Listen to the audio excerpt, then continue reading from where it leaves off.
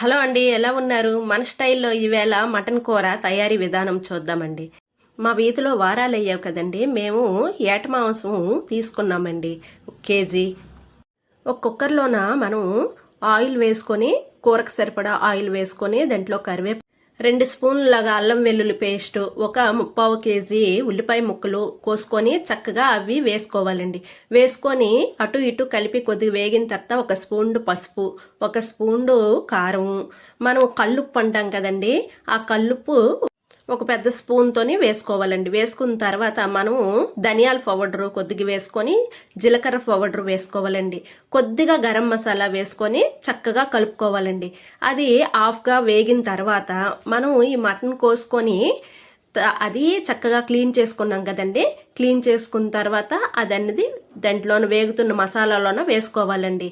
ఈ కేజీ మొత్తము వేసుకున్న తర్వాత మనం చక్కగా కలుపుకోవాలి. కలిపిన తర్వాత మనం కుక్కర్లోన వేసాం కాబట్టి కుక్కరు విజిల్ తీసేసి చక్కగా అది మూత పెట్టుకుంటే మనకి ఆవిరి బయటికి రాకుండా చక్కగా వేగుతుందండి. మటన్ అనేది వేగినప్పుడే చక్కగా కుక్ అయిపోవాలి. అలా వేగిన తర్వాత ఒక జగ్గుడు నీళ్ళు వేసుకొని చక్కగా 5-6 విజిల్లు కొట్టించుకుంటే మటన్ సూపర్గా రెడీ అవుద్దండి.